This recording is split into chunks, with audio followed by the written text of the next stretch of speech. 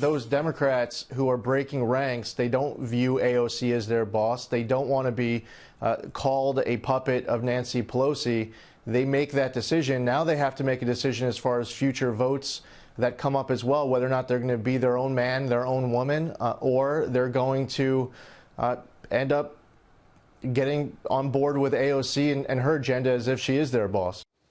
New York Congresswoman Alexandria Ocasio-Cortez reportedly warning moderate Democrats their names will be added to a list of primary targets if they vote with Republicans. This after more than 24 Democrats voted for a Republican amendment in a gun control bill. Joining us now is a Georgia Congressman, Doug Collins, ranking member of the House Judiciary Committee. Congressman, thank you for being here this morning. So what do you make of this warning? Glad to be here. This reported warning from Alexandria Ocasio-Cortez to her colleagues. Well, it's amazing to me. Number one, I did not know she was co-speaker with Nancy Pelosi, but undoubtedly she has risen to that rank of threatening people who don't follow the party line or her liberal socialist agenda. It's interesting to me also, though, that when I first went to Congress, I was always told that I was representing the district in which I came from. In fact, by the way, those are the only people that have cast votes for me. And so when to have the speaker and to have another freshman tell me that I'm going to be threatened with a primary or I'm going to have support withheld, that's a really scary proposition for these members who are trying to represent their districts. And, you know, we're going to see what's happening. They have trouble with their own agenda. I can't help it if they put bad law up to be voted on. They're the ones putting that up, not us. Well, this was Alexandria Ocasio-Cortez taking it a step further from Nancy Pelosi, who said, quote, "We are either a team or we are not, and we have to make that decision." What does this tell you about their party heading into 2020? It tells me that they're completely fractured. It tells me that, and also it's very concerning, and frankly, just from another perspective, I think the Ethics Committee would be interested that a lot of this conversation about support from the DCCC and also being primaried was discussed inside the Capitol. So this is, there's issues here that we're seeing it boil over to where they don't know what their agenda is. They can't keep everybody on the same page. So looking ahead to 2020, what is their agenda? They have one. They're furious at this president, and they're mad about the direction of the country, which the economy is actually doing well.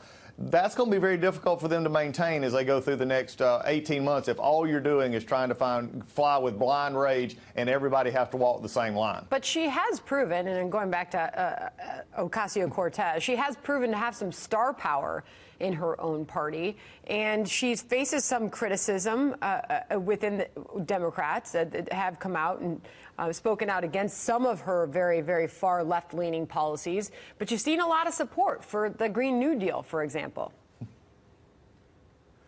It is amazing to me how in this day of politics that it is more about the appearance and flash than it is the substance. I have no problem with her doing whatever she wants to do as far as her, you know, appealing to a new generation, reaching out on Instagram or Twitter. That's fine with me. What bothers me is what she's actually advocating for. The new Green Deal, which is a completely unworkable $93 trillion plan by one estimate. It also affects me when I start looking at the socialist tendencies and also ask New York City how they're feeling right now about having jobs that are left from Amazon, when she also then said, again, a policy statement here said, we'll spend the $3 billion on infrastructure.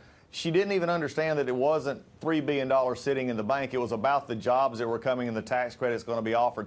I have a problem with her policies. She can be a star all she wants to be, but I think in our party, I would rather be a star on policy than a star on flash. All right, so that being said, how do Republicans run against this?